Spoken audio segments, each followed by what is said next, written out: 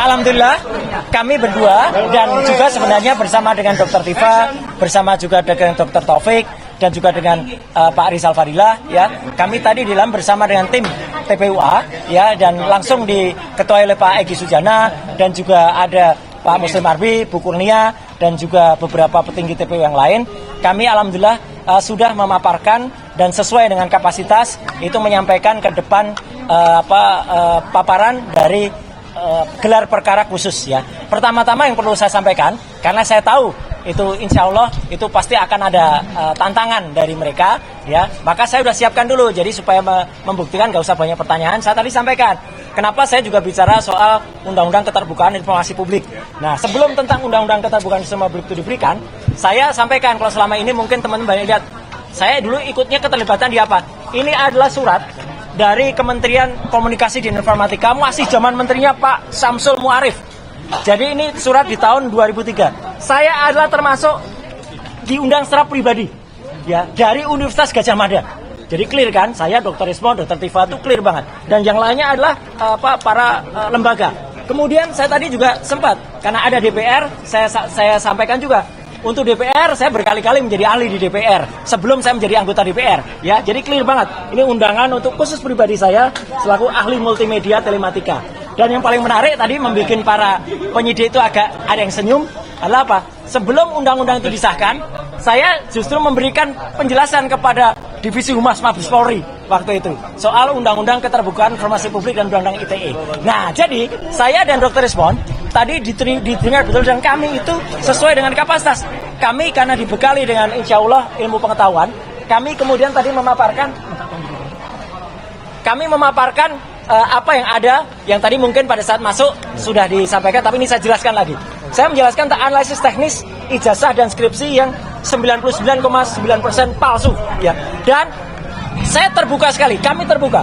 Paparan ini baik secara hardware maupun secara software tadi kami berikan dan Pak Kepala pimpinan itu suka sekali menerima, langsung dibaca dan langsung di-copy untuk anggota supaya nanti bisa di semuanya, ya. Dan yang jelas kami berangkat dari paparan ketika Fakultas Kehutanan UGM, yaitu Dekan Fakultas Kehutanan Sigit Sunarsa itu memaparkan tentang ijazah fotokopi yang sudah dipaparkan tahun 2022. Salah satu TV waktu itu yang mewawancarai dia, dan ini saya gunakan sebagai alas hukum pertama. Artinya ada fotokopi ijazah yang kemudian bisa kita analisis. Tapi kemudian saya sama dengan Dr. Rismon, karena itu hanya berupa fotokopi dan masih hitam putih, kami belum bergerak sampai ada seorang kader dari Partai Solidaritas Indonesia, si Dian Sandi, itu mengupload. Nah, karena ada ini, sekali lagi saya katakan, justru sebenarnya postingan dari Dian Sandi inilah yang kemudian membuat gaduh, membuat heboh. Karena dengan adanya foto paparan yang berwarna ini, dari sini katakan asli, Dr. Rismon kemudian nanti akan cerita, kemudian akan meneliti soal cap yang ternyata tertempel oleh pas foto, ya. Dan itu jelas banget, tadi penjelasannya jelas banget, pakai red, green, blue, berapa skalanya clear banget, ya. Jadi ini kemudian kita teliti dengan ELA, Error Level Analysis. Dan meskipun ELA ini sudah kami sampaikan, saya tunjukkan yang namanya ELA itu adalah untuk memeriksa kalau sebuah gambar atau itu sebuah ijazah banyak rekayasanya pasti akan error. Teman-teman lihat, ini ijazah saya tahun 91. Dengan dikoreksi pakai ELA, dengan dites pakai ELA, masih ada huruf-hurufnya masih kelihatan. Bahkan kalau ini full di ELA, teman-teman bisa lihat masih ada bekas-bekas jejaknya. Tuh, masih ada. Artinya ini asli. Itu legislasinya juga masih ada, ya, legalitasnya masih ada. Pas foto saya juga masih kelihatan, logo UGM masih kelihatan. Nah, pasti pada bertanya, gimana dengan ijazahnya Joko Widodo kalau di ELA? Ini hasilnya. Nah, sorry, separuh dulu biar nggak langsung lihat kacau. Nah, lihat, ini ijazahnya yang disebut-sebut Joko Widodo. Runyam, begitu di ELA hancur dia. Artinya ijazah ini sudah direkayasa pada bagian logo, pada bagian foto. Bahkan ketika kita ELA secara full, kelihatan sekali. Tuh, hancur. Sekali lagi semua presentasi ini tadi saya paparkan dan tanpa terputus. Dan pimpinan rapat senang sekali dengan karena ini benar-benar sangat signifikan dan definitif. Kedua, soal foto. foto saya sampaikan bahwa kalau foto itu asli, ini foto di ijazah saya tadi dengan foto saya sekarang. Ada software yang namanya face comparison, itu akan mengatakan match. Mau kita tahun berapapun, tua sekalipun, software ini ngerti, dia punya algoritma yang bisa mengerti, itu match. Kemudian kalau foto di ijazah Jokowi ditampilkan dengan fotonya Jokowi sekarang, apa hasilnya? Ini, not match, tidak cocok. Foto di ijazah Jokowi tidak cocok dengan wajah Jokowi, clear ya. Terus kemudian cocoknya dengan siapa? Nah, saya memeriksa banyak foto. Akhirnya masuklah foto seseorang namanya Dumatno Budi Utomo.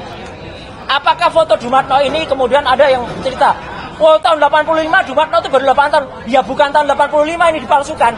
Tahun berapa dipalsukan? Nah itu nanti akan terjawab. Apakah tahun 2012, apakah tahun 2017, itu nanti akan terjawab. Dan kalau diperlukan itu bisa kita paparkan juga. Nah yang jelas apa? Kemudian kita periksa sekarang, ini yang paling penting. Soal identik atau tidak identik. Ijazahnya Joko Widodo 11.20, saya tadi langsung tembak kepada Pak Dirtipidum, Pak Juandani. Karena Bapak menampilkan ini, yang saya tampilkan ini. Bukan lagi punyanya PSI. Karena ini yang ditampilkan di Barreskrim. Karena ini yang dianggap resmi. Meskipun ini fotokopi, ini lipatan. Teman-teman lihat, 1120. Saya menggunakan 3 ijazah pembanding. Dan saya transparan, terbuka.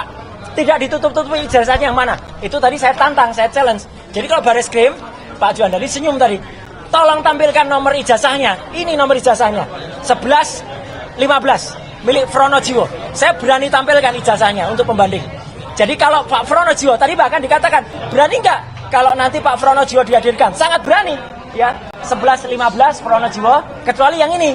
Nah, tadi ketika yang ini nggak mau ditampilkan nggak mungkin karena beliau sudah meninggal. Ya, ini Pak Hari Mulyono almarhum 11.16. Ya, ini perhatikan ijazahnya. Kemudian juga Mbak Sri Murtiningsih 11.17. Apa yang penting bagi 3 ijazah ini? Teman-teman semua, sebentar saya buka dulu 11.17 ya. Nah, 11.17 saya buka. Ini jelas betul. Meskipun ini fotonya nggak kelihatan, nggak apa-apa. Tapi yang penting adalah nomor ijazahnya dan karakter ijazahnya. Sekarang komparasinya. Nah, ini yang paling penting. Teman-teman semua, lihat pada gambar ini. Di sini kelihatan betul. Ini ijazah milik Joko Widodo yang di atas, ijazah Hari Mulyono, Fronojiwo, dan Sri Murtiningsih. Apa yang bisa teman-teman lihat? Perhatikan saja di sini. Ini udah huruf A. Ini ada logo. Ijazah nomor 11.17 Sri Murtiningsih, huruf A-nya masuk. Ijazah milik 11.15 Fronojiwo, huruf A-nya juga masuk. Saya yang kepotong, ijazahnya milik Hari Mulyono, huruf A-nya juga masuk. Ijazah milik Joko Widodo 11.20, huruf A-nya dalam bahasa Jawa mencotot. Mencotot itu artinya keluar. Jadi tidak identik. Catat saja, ijazahnya Joko Widodo mencotot, ya, mencotot itu keluar, artinya tidak identik. Bahkan Dr. Rismon itu mengambil 6 perbedaan, ya, jadi luar biasa. Kemudian tadi saya juga menjelaskan bagaimana soal skripsi. Ini yang paling penting. Saya, Dr. Rismon, Dr. Tifa, kami memperoleh bukti skripsi ini langsung, dan ini adalah primary evidence. Langsung dari tangan pertama, langsung dari Ibu Wakil Rektor, Ibu Profesor Wening Udasmoro, dan Wakil Rektor juga si Aji ya, gitu. Jadi kami dapatkan langsung, bukan mencuri. Ya, soalnya ada yang menuduh Dr. Himon mencuri. Gila itu orang itu. Ya, gitu. Menurut kami dapat langsung dan kami periksa seizin beliau. Ini skripsinya. Skripsinya yang menarik adalah langsung saja ke sini daripada terlalu lama. Nah, skripsinya adalah ada perbedaan sangat jelas bahwa pada tahun 85 ketika skripsi ini dibuat konon November, di sini sudah terus Profesor Dr. Insinyur Ahmad Soemitro. Padahal Profesor Ahmad Sumitro, harusnya pakai U, baru mengucapkan pidato pengukuhan guru besar pada bulan Maret tahun 1886. Jadi 5 bulan setelah ini. Jadi kan nggak mungkin dia menuliskan ini. Yang benar yang ada di sini. Memang ini skripsi asli. Lihat kertasnya, warnanya. Ini warnanya bulek, udah tua. Ini warnanya baru kertas ini. Jadi ini ada kertas baru atas nama Joko Widodo yang dimasukkan ke dalam skripsi milik orang lain ini. Di sini benar, Dr. Insinyur Ahmad Sumitro, belum profesor. Tadi sempat juga dijawab, itu Profesor Ahmad Sumitro sudah tahun 85, sudah mantap. Nggak ada orang berani pakai gelar sebelum pidato pengukuhan. Ya, itu orang-orang kalau di luar kampus tuh sering aneh-aneh kayak gitu. Pendapatnya. Satu lagi yang penting, lembar pengujiannya tidak ada. Kalau lembar pengujiannya nggak ada, berarti skripsi itu nggak pernah diuji. Skripsi itu nggak pernah lulus. Maka kesimpulannya, hasil uji ELA atau Error Level Analysis menghasilkan ijazah Jokowi menunjukkan error pada bagian logo dan pas foto. Artinya pas fotonya diganti, logonya diganti, dan lain sebagainya. Hasil face comparison menghasilkan pas foto di ijazah Jokowi not match, tidak cocok dengan foto yang Jokowi sekarang. Bahkan hasil face comparison menghasilkan pas foto di ijazah Jokowi itu cocok dengan foto orang lain. Clear ya? Nah, kemudian ijazah pembanding 1115 miliknya Fronojiwo, 1116 miliknya almarhum Hari Mulyono, 1117 miliknya Sri Murti Ningsih, itu identik. 3 itu identik. Tapi yang 3 identik ini tidak identik dengan ijazah 1120 milik Joko Widodo. Jadi ijazah Joko Widodo tidak identik. Clear. Dan ijazah pembandingnya jelas. Palsu. Kemudian palsu. Nama Dr. Insinyur Ahmad Sumitro di ucapan terima kasih itu sudah bergelar profesor. Padahal dia belum profesor pada November 85 karena pidato pengangkatannya Maret. Nah, jadi itu yang penting. Beliau dikukuhkan menjadi guru besar. Dan terakhir, tidak ada lembar pengujian yang sangat penting di skripsi itu. Tidak ada lembar pengujian. Klausul yang paling bawah ini yang paling penting. Kalau cacat, skripsinya cacat, maka itu tidak akan lulus. Dan kalau orang yang nggak lulus, nggak akan punya ijazah. Dan sekaligus kami berdua tadi tersenyum di dalam, karena kami sempat singgung-singgung soal keahlian kami. Saya tunjukkan tadi dengan berbagai dokumen, kemudian berbagai sertifikat, berbagai pengakuan dari DPR, dari Kementerian Kominfo waktu itu, bahkan dari Mabes Polri. Kita sah semuanya. Dan lucunya, orang yang men-challenge kami itu tadi katanya mengaku ahli digital forensik, ternyata ahli sastra, ya. Karena dia nggak punya presentasi apapun, cuman ngomong aja bla bla bla bla bla. Kemudian sempat ini fakta ya. Saya tidak menutupi. Sempat di stop oleh Pak Kepala Rawasidik karena udah kamu nggak, dia pengatakan kamu loh itu. Udah, kamu nggak usah cerita itu, kami sudah tahu. Cerita saja apa yang kamu bisa bantah untuk beliau-beliau itu. Gitu. Dan ternyata nggak bisa, cuma nomor-nomor aja. Nah, biar tambahkan Dr. Rismon, silakan. Jadi kesimpulannya dari hasil gelar perkara ini apa, Pak? Insya Allah kita hanya bisa berharap, ya. Kita manusia itu kan tidak mungkin sempurna. Jadi kita hanya berdoa dengan bantuan media semuanya, ya. Moga-moga apa yang saya persembahkan untuk TPUA, apa yang kami persembahkan untuk ini bisa diterima dan bisa mengubah apa yang kemarin terjadi. Tapi tentu itu semua kita juga harus mohon doa, moga-moga mereka semua yang ada di ruangan diberikan hidayah oleh Allah Subhanahu wa taala. Amin. Itu ya. Oke. Silakan. Iya. Enggak, nanti dulu. Ya. Kami sangat kecewa dengan ketidakdatangan dari Pak Jokowi yang membawa ijazah katanya asli, katanya lulusan UGM. Dan ketidakhadiran pihak UGM juga yang seharusnya bisa menjelaskan atau memiliki kesempatan yang sangat luas untuk meyakinkan publik, tetapi itu semua tidak dimanfaatkan, sayang sekali ya. Dan pada kesempatan ini memang kelihatan pihak Dirtipidum itu kalah telak, ya, kalah telak dalam arti bahwa menunjukkan nggak usah ijazahnya Pak Jokowi dalam versi analog, versi digital pun tidak berani menunjukkan kepada kami dalam monitor. Betapa menakutkan fakta itu kepada Pak Dirtipidum. Dan tadi ya kami telanjangilah habis-habisan, ya. Laboratorium forensik Bareskrim terpaksa kami telanjangi, bukan karena kami benci, tetapi kami menginginkan forensik yang bermartabat, independen, tidak diatur, tidak dimanipulasi. Bahkan Kapolri pun harusnya tidak boleh punya otoritas mengatur hasil dari forensik. Oleh karena itu sebenarnya kalau didengarkan oleh Pak Presiden Prabowo, sebaiknya Pak, lembaga forensik itu harus dikeluarkan dari kepolisian supaya menjadi lembaga independen yang dipercaya oleh publik. Kalau bisa tiga lembaga Pak, khusus forensik. Jadi Kapolda, Kapolri, atau atasan-atasan mereka itu tidak bisa mengintervensi, mengatur-ngatur hasil seperti kasus Jessica Wongso. Ya.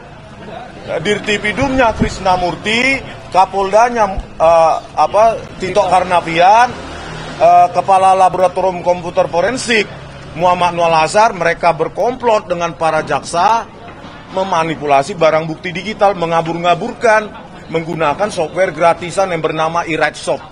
Itu software gratisan dipakai oleh laboratorium forensik. Tadi saya jelaskan juga ya, Mas, Iya, pengantar saya. Kenapa saya jelaskan ini? Karena saya cinta kepolisian.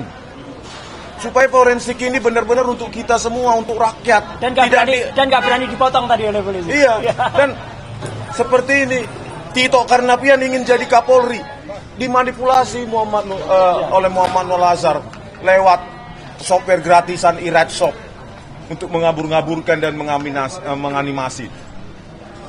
Itulah contoh nyata. Ya, belum lagi KM50, belum lagi Verdi Sambo. Ya, dibilang video DVR itu tersambar petir, padahal mereka yang merekayasa, merusak. Jadi ini, makanya kita telanjangi benar-benar Dirtipidum ini dan timnya, bukan karena kami benci, tapi karena kami cinta kepolisian. Ya, kami sangat cinta kepolisian karena apa? Karena kita yang bayar mereka. Pajak kita kan? Kami jelaskan tadi bagaimana menganalisa lintasan stempel, kok nggak ada. Ya, kok nggak ada itu kanal rednya, padahal harusnya stempel pas foto dulu baru stempel. Tetapi kita analisa nggak ada sebaran kanal rednya. Ya, babak belur satu. Yang kedua, babak belur juga. Ada deepfake forgery, babak belur juga. Ya, masalah skripsi juga babak belur.